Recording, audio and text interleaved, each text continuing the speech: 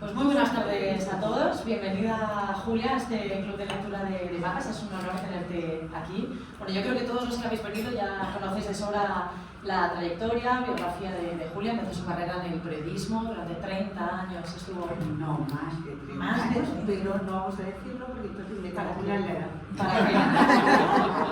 Entonces vamos a dejarlo. Vamos a dejar que estuvo mucho tiempo y el necesario escribiendo sobre política, pero bueno, diste el salto a la literatura, echas un poquito de menos el periodismo, ¿no, Julia? No.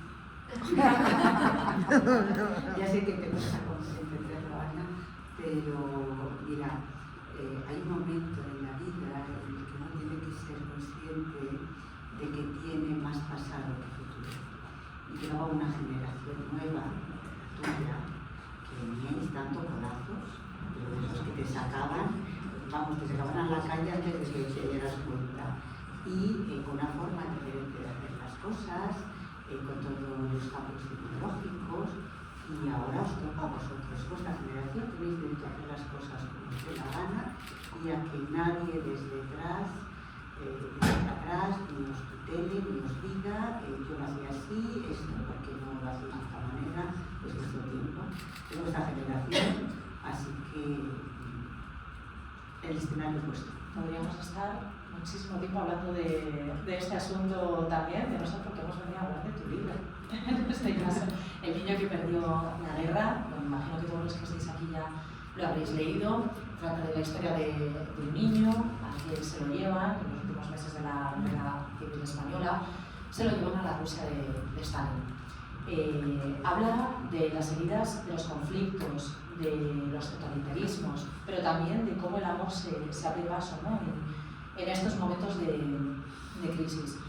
Esto es un club de lectura en el que me gusta que vosotros, y Julia, seáis los protagonistas. Vosotros tenéis la palabra para poder hablar con ella entre las preguntas o reflexiones que consideréis a raíz de este libro. Pero me gustaría empezar, Julia, con una pregunta, porque hace poco leí que decías que en tus libros plasmabas tus obsesiones y que este libro te ha llevado toda una vida, porque reflejan algunas de tus preocupaciones. ¿Cuáles son esas preocupaciones? Vamos a ver, de este libro he tardado toda una vida, porque en este libro hay un compendio de mis lecturas. Hace muchos años, cuando era jovencita, cayó en mis manos un libro de poemas, estaban los poemas de Ana Akhmatova. A mí los poemas me provocaron una auténtica conmoción, sobre todo el Requiem, con el que hablo de las páginas del niño que perdió la guerra. Entonces me dio un poco obsesiva con algunas cosas, quise saber y leerlo todo de Akhmatova. Y todo lo que estaba traducido, pues lo iba buscando, lo iba leyendo, y eso me llevó a otros autores rusos que habían sufrido la persecución del régimen comunista de Stalin, y eso me hizo también pensar en hacer un paralelismo con la España de Franco, puesto que transcurría en paralelo, y reflexionar sobre qué les pasa a los intelectuales cuando se instaura una autocracia y una dictadura. Y todo eso, el ir leyendo, el ir buscando, pues sí, me ha llevado toda una vida. O sea, desde que yo leí aquel poema de Akhmatova hasta que escribí El niño que perdió la guerra, pues han pasado muchísimos años, ha habido otros libros de por medio, y mis obsesiones, mi obsesión tiene muchísimo que ver con la censura, ¿no? Todos los autócratas y todos los regímenes autoritarios y dictatoriales primero acaban con la libertad de todos los ciudadanos y luego instauran una censura feroz, porque yo creo que los dictadores y los autócratas tienen muchísimo miedo a la cultura, a cualquier manifestación cultural, porque eso es algo que no pueden controlar. La emoción, el sentimiento que puede provocar un cuadro, que puede provocar un libro, que puede provocar una canción, cualquier manifestación cultural, esas emociones que pueden provocar los ciudadanos no lo pueden controlar. Entonces instauran la censura y los intelectuales se convierten en enemigos públicos número uno del dictador de turno. Y esa es una constante en la historia y como a mí eso me preocupa, pues eso está presente en este libro. ¿por qué ahora? ¿Por qué escoges este momento? No lo sé. A plano. No lo sé. Esas son las preguntas imposibles. A veces me hacen preguntas imposibles para las que me gustaría tener respuesta. Quizá porque estamos en los últimos años viviendo un auge de los totalitarismos y de las autocracias.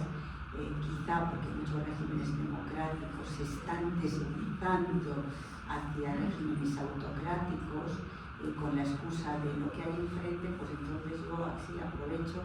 Entonces a mí eso me preocupa. Es un compendio de cosas. Es que además pensar se ha convertido en un delito, ¿no? Decía Anya a Boris en una de las frases de esta novela. ¿Hoy en día tú crees que se puede pensar realmente en voz alta sin consecuencias? Eso es el problema, ¿no? Que la falta de tolerancia y de respeto hacia las ideas del otro, esa obsesión por colgar cartelitos, pues si usted no piensa como yo es no sé qué o es no sé cuántos. Entonces, eso es una forma de coartar la libertad de expresión porque se ha instaurado lo políticamente correcto y entonces la gente se autocensura. A veces no hace falta ni siquiera que se imponga la censura porque la gente tiene miedo de quedar fuera del grupo, de quedar fuera de la mayoría de lo que es políticamente correcto, entonces la gente se autocensura y a mí eso me parece muy peligroso. ¿Y a través de la literatura crees que se puede abrir los ojos de alguna manera? A través de la literatura y de cualquier manifestación artística. Lo malo es cuando los escritores, cualquier creador de cultura decide autocensurarse para no quedar fuera de lo que dicta una minoría se termina convirtiendo en mayoría porque la gente tiene miedo a decir. Yo eso lo he percibido mucho en los últimos años, ¿no? Estás conversando con gente que dice, bueno, esto te lo estoy contando, pero negaré haberlo dicho. ¿Cómo que negarás haberlo dicho? ¿Lo piensas o no lo piensas? Y si lo piensas, ¿por qué tienes que negar que lo piensas? Entonces, eso me parece muy bien. Me gustaría que tomaseis la palabra y que si alguien tiene alguna pregunta o alguna reflexión en este momento, podéis ir adelante. No te veo. Bueno, te oigo. Ah, vale, no pasa nada. Buenas tardes, Julia. Me encantan tus libros, soy fanática de todos, pero este libro en concreto me ha removido mucho. Quizá porque soy madre y entonces como madre me costaba entender los sentimientos de las dos y al final a veces decía, jo, qué mal, y a veces decía, es que la entiendo, y a veces es que no la entiendo, y es que sí que la entiendo. Entonces he llorado, que es muy difícil que a mí una lectura me haga llorar de emoción y de sufrimiento, porque he sufrido con ellas, la verdad. Y yo quería, la pregunta, aparte de la reflexión, es ¿por qué el título es El niño que perdió la guerra? Porque los niños no eligen las batallas de sus padres y son las primeras víctimas cuando los padres pierden esas batallas, esas guerras. Si sus padres las ganan, ellos también las ganan, pero si las pierden, las primeras víctimas son los niños. Pablo pierde la guerra porque su padre perdió la guerra. Y eso tiene una consecuencia terrible para su vida, ¿no? Durante la guerra civil hubo familias, y yo los entiendo, porque seguramente a lo mejor también me habría planteado si hubiese tenido que vivir esa situación natural así, ¿no? El intentar que sus hijos no sufrieran los estragos de la guerra. Y se organizaron campamentos fuera de niños que fueron al Reino Unido, a Bélgica, a Francia y también a la Unión Soviética. Cuando Franco gana la guerra, los niños que han ido a la Unión Soviética se quedan sin billete de vuelta. Entonces Pablo no puede regresar. Es decir, sus padres han perdido la guerra y la primera consecuencia de que sus padres han perdido la guerra es, aparte de todo el horror de lo que eso puede significar, es que él se tiene que quedar en un país distinto, con un idioma distinto, con unas costumbres distintas, un país que él no ha elegido. En realidad él no ha elegido nada y todo le viene sobrevenido porque sus padres han perdido la guerra. Por tanto, él ha perdido esa guerra. Bien, muchas gracias. ¿Quieres para? Mira, pásaselo directamente.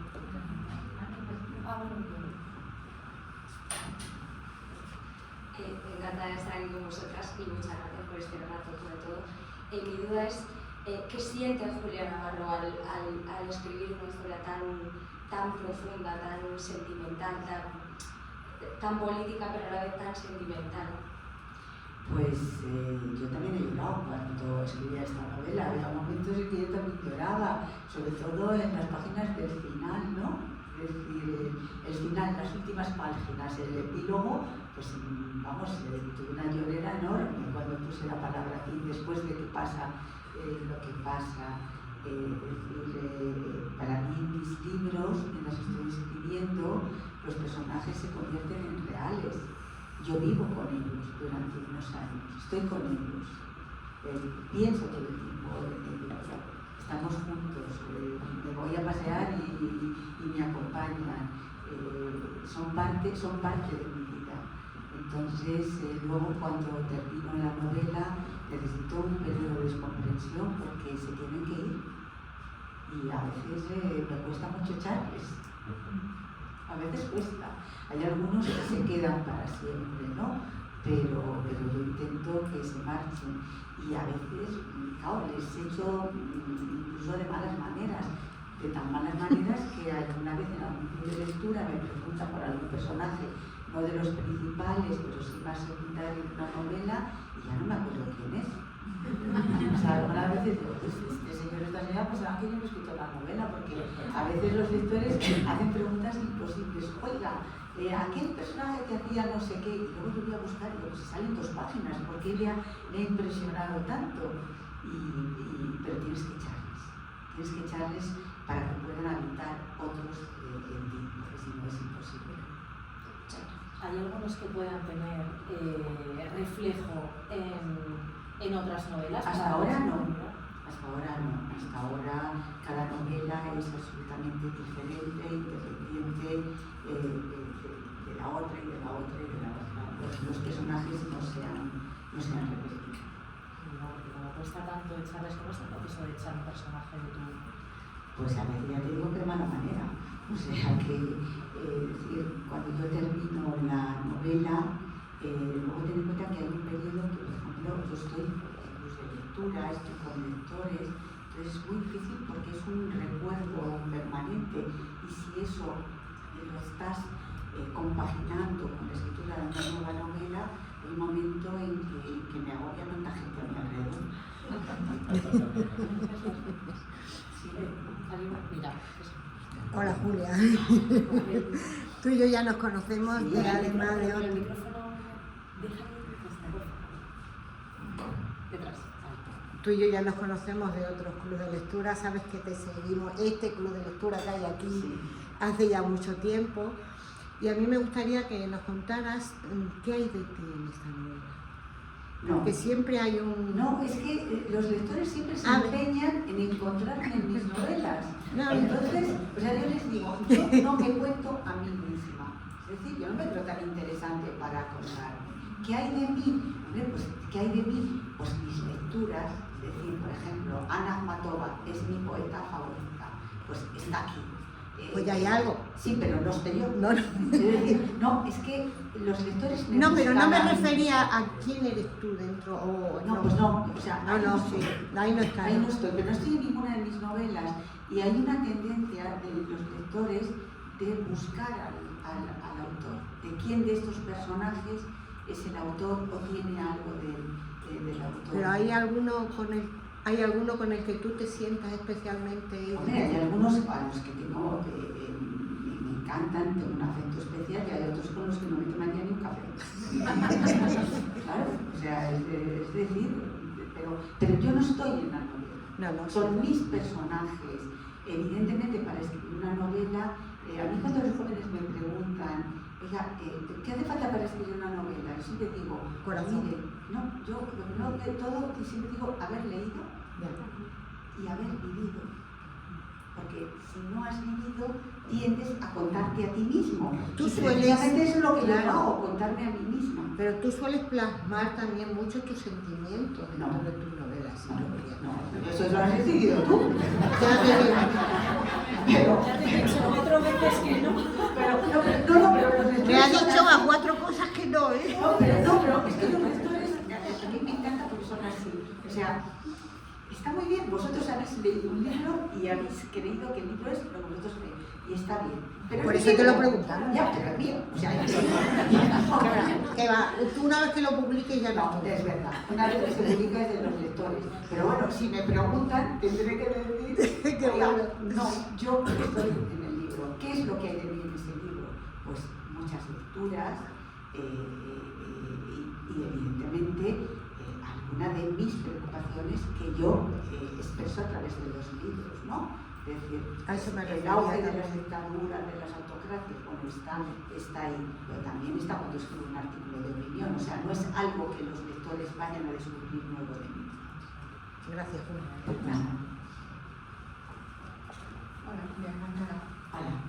Me ha fascinado tu libro por variar. Y entonces lo que más me ha impresionado y más me ha gustado es lo que hablabas tú antes de la falta de libertad de expresión, la persecución de la cultura, cómo es el miedo al conocimiento que tienen. Como decía Posterior, ahora no hay humanidades porque los poderes públicos no quieren que la gente piense. Y entonces me ha gustado mucho cómo lo has expresado y también he visto que has dado mucha más importancia al papel de la mujer en el tema de la rebeldía y del conocimiento y de expresar el sentimiento, el amor por la poesía, el amor por la cultura, por la música. Los hombres en guerra o en plena revolución están más centrados en batalla y las mujeres estamos más centradas en superar y en vivir. Esa es la impresión que me ha dado a mí.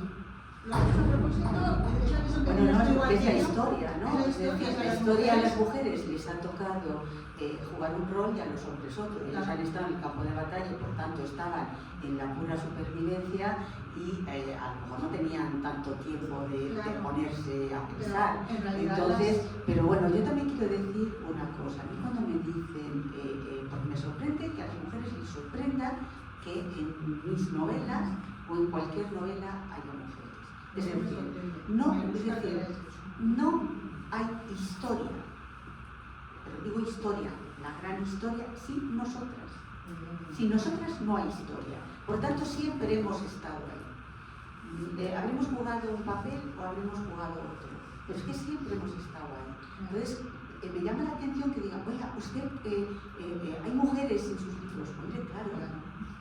¿Cómo no va a haber? O sea, es que si no, es que yo no podría escribir una historia si no es con hombres y con mujeres. O sea, es que no sabría cómo hacerlo. Bueno, evidentemente, lo que te quería decir es que me gusta cómo lo has expresado porque normalmente... Y el papel de las mujeres, en definitiva, lo que Anya y Clotilde tienen que vivir es el reflejo de la época que las toca vivir.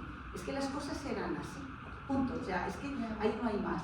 Y el papel de las mujeres a lo largo de la historia es, ellos estaban peleándose en el campo de batalla y nosotros, claro que estábamos pensando en cómo sobrevivir y cómo hacer que sobrevivieran nuestros hijos. Porque hemos jugado roles diferentes. Claro, pero es que es lo que te digo, que me encanta que lo hayas expresado de una forma tan clara, porque normalmente no se expresa tan bien. Porque yo siempre he pensado que sin las mujeres es que las guerras no hubieran podido salir adelante, o sea, la paz no hubiera podido salir adelante, las familias no hubieran sobrevivido porque las mujeres hemos tenido un papel fundamental. Pero es que las mujeres somos, es decir, yo lo que creo que las mujeres tienen que empezar a asumir es que no hay historia sin nosotras. Es decir, la gran historia no existiría sin nosotras. Otra cosa es que los hombres han sido los que han contado la historia. Y como la han contado ellos, se han olvidado de decir que nosotras estábamos allí.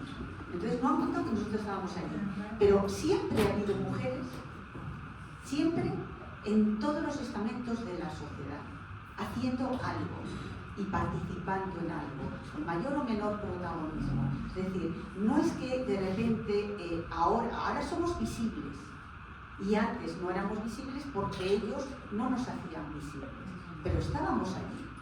O sea, tú no puedes contar la Revolución Francesa sin el papel de las mujeres. O sea, no puedes contar nada. O sea, no puedes contar la guerra de Troya, además de Helena, sin las otras muchas que estaban allí. O sea, te quiero decir que es que no puedes explicar nada sin la presencia de las mujeres. Lo que pasa es que ellos han escrito la historia y se han contado a ellos mismos. Entonces es una historia de parte. Y afortunadamente en el último siglo las mujeres hemos dicho, bueno, también estamos contando la historia y nos incorporamos de Loya, que nosotros también estábamos en esos momentos, en esos lugares. Es que anda que nos ha contado la historia a través de grandísimos clásicos, siempre desde el punto de vista bélico, donde los protagonistas siempre han sido ellos. Podemos hablar de Rey de Stalingrado, de los muertos, siempre han sido. Pero es que ellos se cuentan a sí mismos, pero nosotras estábamos ahí. Entonces, la cuestión es decir, o sea, no que nos asombremos cuando encontramos que había mujeres allí, decir, no, si es que estábamos. Lo que pasa es que ellos no lo han contado, pero es que estábamos. Y hablando de esa no presencia que igual se ha podido ocultar en este tiempo, ¿no? También en el libro haces mención a una especie de tercera vía, ¿no? Es decir, a Enrique, el personaje de Enrique. A una vía que creo que es fundamental para el avance y el progreso de la sociedad, solo que a esta gente que no opina como esas mayorías se les acaba arrinconando, ¿no? Entonces, sí, acaban renunciando o ellos a tener voz o se les acaba silenciando esa voz. ¿Qué hacemos con esta tercera vía? ¿A día de hoy incluso sigue existiendo? Yo creo que sí. Yo creo que sí, que hay muchísimas gente, muchas personas que no se sienten identificadas con una mayoría ni con otra mayoría, pero más que muchos optan por callarse, ¿no? Y decir, bueno, pues ya está. ¿Y qué opina Julia Navarro? Yo que soy impeliona. Claro. Pocas veces te callas, ¿no? Es que me cuesta callarme. pero yo soy peleona. Pero yo no exijo ni juzgo a nadie si decide callarse y decir, bueno, yo creo que eso les debería de preocupar a los gobernantes. Pues mira, estamos en el club de lectura que es también en streaming y estaba aquí recibiendo, espérate que tengo, mira, un par de preguntas, ¿vale? Aquí está. Vale, la memoria histórica y su uso político. ¿La literatura debe intervenir ahí? La hace, Rosa Sánchez de la Vega, que es colaboradora además de Maga, siempre está en todos los clubes. Rosa, ya podías ponerme lo más fácil. Mira, yo creo que la literatura, escribir novelas, uno cuenta historias, y cuenta historias donde evidentemente hay en ocasiones elementos de la política, elementos distintos, y cada cual tiene que contar la historia que quiere con el objetivo que quiere. Es decir, yo no creo que tenga que ser una regla universal. Yo sé cuando escribo una historia qué quiero contar esa historia y qué quiero provocar en el lector, pero cada cual, es que lo de escribir es algo, es una responsabilidad como muy individual. O sea, la memoria histórica. A mí me parece que tenemos que conocer el pasado para entender el presente y saber a dónde queremos ir en el futuro. Otra cosa es cómo se organiza eso. Yo en todo caso creo que la historia tiene que estar en manos de los historiadores y no de los políticos. Porque los políticos siempre te van a contar una historia de parte. Y yo prefiero leer la historia escrita con el rigor científico de un historiador. Es que imagínate, dentro de 50 años aproximadamente, si alguien quisiera estudiar la historia contemporánea, estos momentos que estamos viviendo, me encantaría saber... Habrá historiadores estupendos que seguro que nos la cuentan o que se la van a contar. Yo ya no la cuento porque no está en mis cálculos morirme. Pero si le pilla calculo 150. Claro, oye, si hay por ahí gente que dice, oye, ¿tú crees que podemos vivir 150? Pues yo eso me apunto. Pero, bueno, yo creo que, insisto, la historia tiene que contar los historiadores. Dentro de 50 años habrá historiadores que la cuenten. Y seguramente a veces esa historia contada desde la distancia y con rigor, pues no le gustará a lo mejor a los políticos de dentro de 50 años de un lado, de otro o del medio. Mira, María Ubago nos escribe, ¿algún episodio histórico que no te atrevas a escribir? Pues no, hasta ahora no. Es que no se me ocurre nada de lo que no me atreva a escribir. Pero a lo mejor un día me pongo algo, no, lo que no me atrevo a veces a escribir es aquello que desconozco, ¿no? O sea, antes de ponerme a escribir, procuro tener todos los mimbres bien organizados. Pero yo siempre insisto, yo no escribo novela histórica. Y no escribo novela histórica me parece dificilísimo. En España hay grandes escritores de novela histórica, pero yo escribo siempre del siglo XX, del siglo XXI, ojo, no me voy más atrás, porque eso sí que me exigiría hacer codos. Bueno, una labor de documentación. Claro. Oye, por ejemplo, en este libro, buscar cuánto ganaba un funcionario en España en los años 40, pues me volví loca. Entraba en las páginas del Instituto Nacional de Estadística y no lo encontraba cuánto ganaba un sereno, tal. Y decía, no, pero yo quiero saber cuánto ganaba un funcionario. Fíjate, y luego para que eso se quede en una línea, ¿verdad? Ya, pero es lo que hace verosímil una historia, y además los lectores siempre son muy exigentes, y como te pillen en una te lo dicen. O sea, no se cortan. Yo a veces pensaría, te cortas esto un poquito, tampoco hace falta meter el dedo en el ojo. No, te meten el dedo en el ojo. Aparte de tu forma y con la vena periodística que has desarrollado, vamos, no se nos puede escapar, ¿verdad? No, es verdad, a veces a mí me preguntan, ¿te gusta mucho la documentación? Digo, pero yo vengo del periodismo y los periodistas estamos como muy entrenados para buscar documentación porque estás escribiendo una crónica que es para hace 10 minutos y por tanto no puedes decir necesito 3 días para buscar un dato. Bueno, hay una parte del libro en el que cuentas las comunas, cómo se partían las casas, bueno, es que tiene un nombre, me lo he apuntado, es que está en... Ahora no sé de qué me estás hablando. No, bueno, ya verás. No voy a pillar, ya verás. Mira, es que claro, es un nombre que, ¿cómo te diría yo? Pues, comunalki, las comunalki, el momento en el que tienen que vivir en pisos compartidos, son las casas nobles, donde alojan a varias familias. Después de la revolución, cae la propiedad privada y entonces pues en una casa que antes vivía una familia, fuera grande o pequeña, de repente ahí pues podían vivir 3 o 4. Es un momento, es un pasaje del libro. Debe ser horrible. Que a mí personalmente me ha llegado. Yo me pongo en la piel de pensar en qué pasaría si mañana, imagínate, tienes que quedarte en tu casa con gente que no conoces y te han dicho, fatal.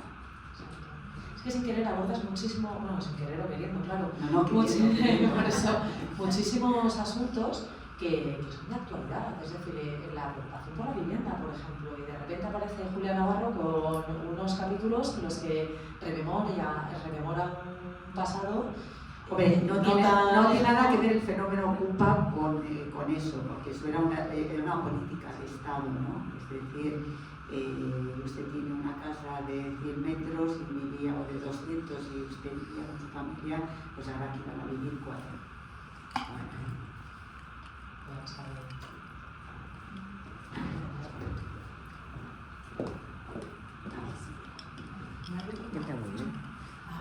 Hola Julia, un placer. Bueno, lo primero, decirte que eres el vicio compartido con mi padre, con lo cual es un honor estar aquí. Ana ha tenido el detallazo de pisarme la pregunta que traía preparada para la próxima, compartimos antes de que la hagas. Pero después de leer tu libro me llevo 2 reflexiones. Una, me ha encantado cómo abordas los personajes femeninos, esa progresión que tienen de estar sometidos, no es la palabra, pero quizás sean más subyugados al personaje masculino y cómo van evolucionando, cómo se hacen más independientes, cómo empiezan a pensar por ellas mismas. Me ha encantado porque creo que es también la evolución que hemos seguido muchas de nosotras, sobre todo mujeres de mi generación ya con los 50 cumplidos. Me ha encantado el contexto, vamos a decirlo político, porque lo he extrapolado a la situación en la que vivimos ahora. Yo también soy peleona, yo soy de las que ni en un lado ni en otro, pero no me callo, ya tengo edad, en fin, yo ya lo he perdido y no lo voy a recuperar, que me hace daño y no me sienta bien. Y dejando de lado esta novela, me gustaría saber si ya has abandonado a esos personajes que se te pegan y estás pensando en la siguiente. Bueno, en cuanto a los personajes que están ahí, por ejemplo, hay un personaje que me ha acompañado toda mi vida, que es Amelia Garayola de Jimmy Dixon, porque es el libro favorito de mis lectores y allí donde voy siempre me hablan de Amelia. O sea, Amelia se ha quedado, a otros no, a otros les empuja. O sea, eso es así. Vamos a ver, tanto Clotilde como Anya no es que sean mujeres subyugadas, es que viven, es decir, hay un contexto histórico que es el que las toca vivir, en que la mujer está subordinada a los maridos, punto. O sea, no es que sus maridos sean unos malvados, que es que ahora las vamos a poner la mano en el cuello para que hagan lo que yo quiero, no, es que esa era la realidad social de ese momento.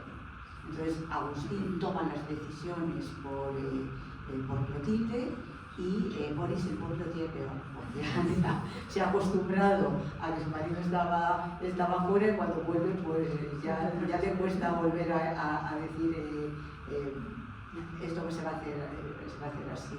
Pero yo lo que intento es no inventarme heroínas. Es decir, a mí no me gustan las historias de héroes y de heroínas. Todas mis historias son que yo intento que los personajes parezcan reales. No son reales, pues son fruto de mi imaginación, pero parezcan reales. Y para eso yo no les pongo a hacer cosas extraordinarias. Les pongo a vivir la vida cotidiana. Y en la vida cotidiana, Clotilde tiene que hacer lo que le dice su marido, porque no tiene otra opción, pero como hacían todas las mujeres en esa época, ¿no? Ese papel de subordinación. Y Anya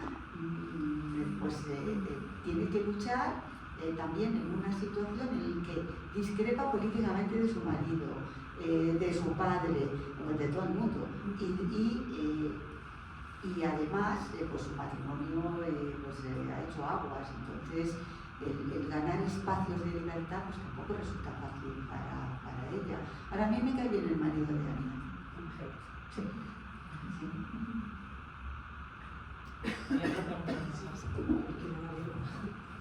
Perdona. Perdón. Julia, encantada. Ya nos hemos conocido antes. Un placer compartir con nosotros tu sabiduría. Ana y la gente de Magas y el Español, muchas gracias. Yo quería comentarte que cuando leí la novela me vino a la mente Mel Gibson.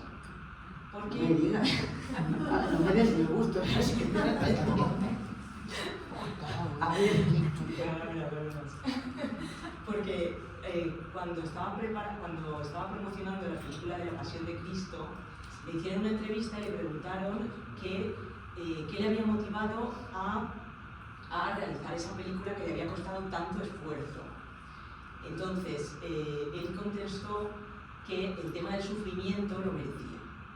Entonces, mi pregunta es, ¿qué opinas tú del sufrimiento humano? Está presente en todos mis libros, porque es una parte de la historia de la humanidad, el sufrimiento, es una constante, y yo creo que no hay vida sin que en un momento determinado haya sufrimiento. O sea, yo no creo que, ojalá haya personas a las que nunca les pase nada, pero yo creo que todos, incluso el día que tienes una pérdida, aunque nunca les haya pasado nada en la vida, el día que se muera su padre o su madre o su tía, sentirán dolor. O sea, creo que el dolor es intrínseco a la condición humana.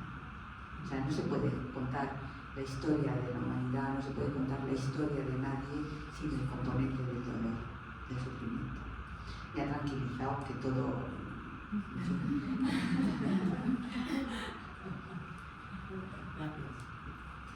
Hay otra pregunta por ahí.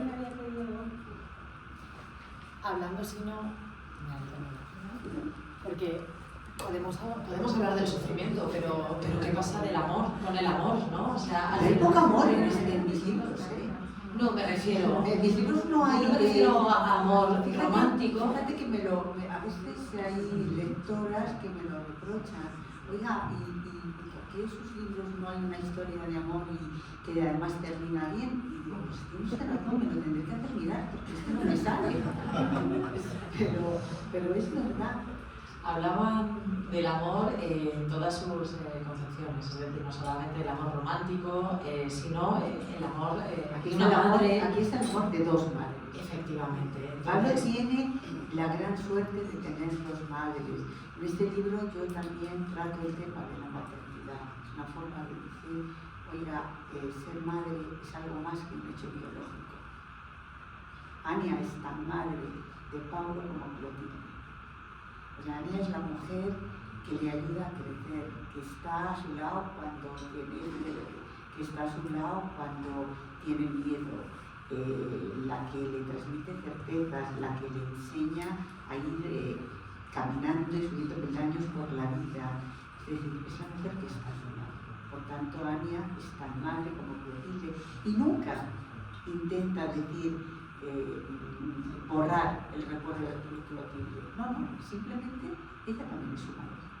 Bueno, de hecho, antes de que vinieses hemos tenido un pequeño debate aquí respecto a este amor de madres. Yo coincido contigo, o sea, al final entiendo a las dos, me pongo en el lugar de las dos y creo que cualquier lector puede comprender cómo la madre, como Ania, le cuida, está en todos los momentos, lo ve crecer, lo ama finalmente. Y a la madre biológica jamás le vas a poder quitar ese dolor de haberle arrancado. Bueno, y además ella ella nunca ceja del intento de buscarle, es decir, o sea, no es que una le quiera más que la otra, ni sea más madre que la otra, ¿no? Yo digo que dentro de la desgracia de Pablo solamente hay una suerte y es haber tenido dos madres.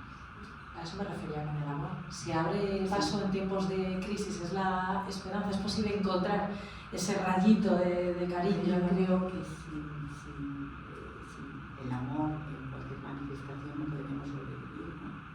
Y sería absolutamente insoportable en la vida. ¿Hay alguna batalla que haya perdido Julia Navarro? Sí, seguro, muchas. Por ejemplo. Ah, eso no te lo digo. Pero claro que he perdido batallas. A lo mejor las tendría que haber dado, a lo mejor no merecían la pena, algunas, otras sí, pero yo podría decir eso.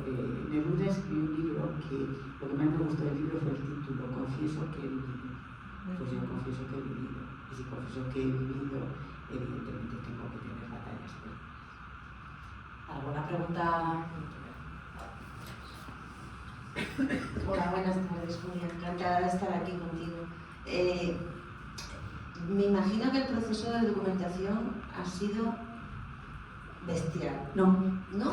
no, es que viene la pregunta en que siempre me hacéis quedar mal. No, pero yo no iba por ahí. Me imagino que habrás encontrado testimonios de niños perdidos. ¿Alguno hay que te ha llegado más hondo y que no ha podido plasmar en la novela? No, mira, vamos a ver, el proceso de documentación es algo que según voy escribiendo, de repente es eso, tengo que contar cuánto ganaba un funcionario en los años 40, o qué tipo de barco era el que hacía la ruta a tal sitio. Entonces, todas esas cosas, no solamente, claro que hay que hacer ahí ese proceso de documentación, sino que cuando yo te entrego el libro, siempre le pido a mis editores que comprueben cada dato que doy. Siempre. O sea, una de mis obsesiones es que si he cometido algún error o he encontrado una documentación que no es la correcta, o pues que me lo digan. Es una de las cosas que más, aquí está mi editor, David Trías, y lo sabe, me obsesiona que los datos que doy sean precisos. Eso significa, vamos a ver, yo la historia del siglo XX y la del siglo XXI me la sé. Entonces, me exige una gran labor de documentación, pues tampoco me voy a poner aquí estupenda, noches sin dormir, no. En líneas generales, la historia que cuento me la sé.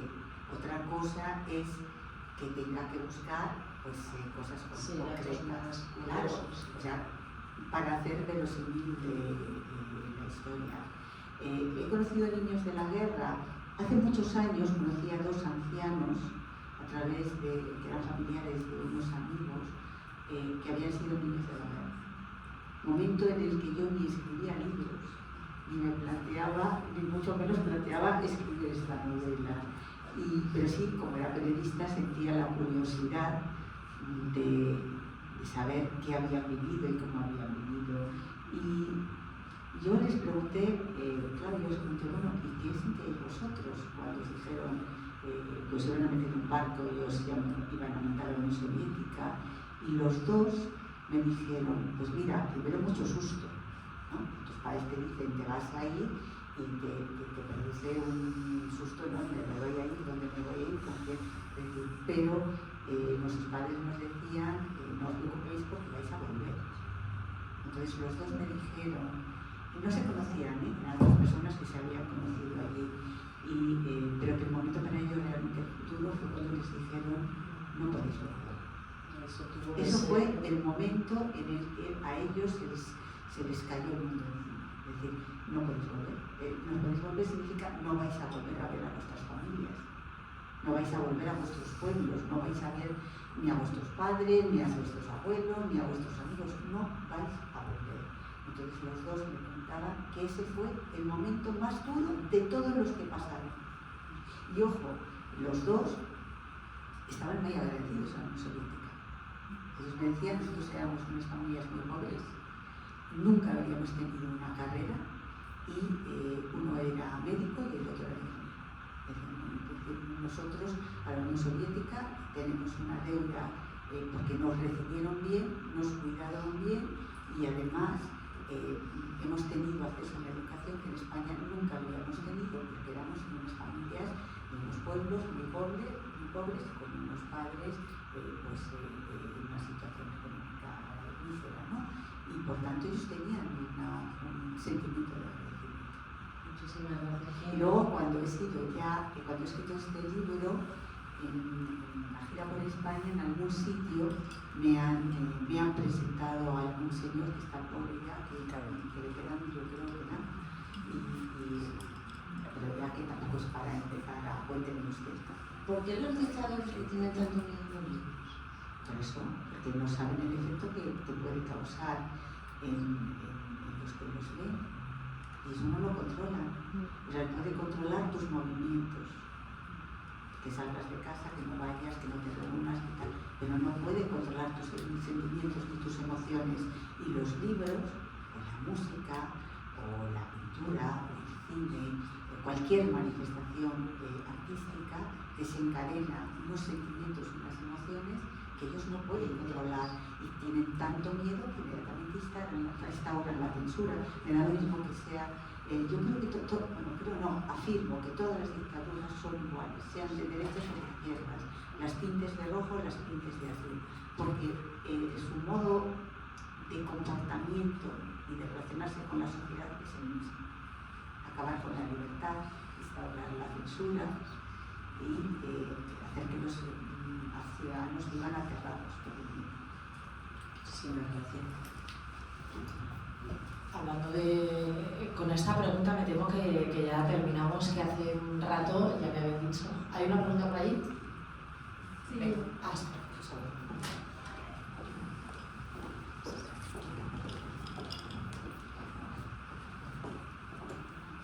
Buenas tardes, Julia, encantada de saludarte. Ana, muchísimas gracias por la invitación. Quería preguntarte, Julia, vivimos en un mundo donde estamos ahora mismo muy enfrentados.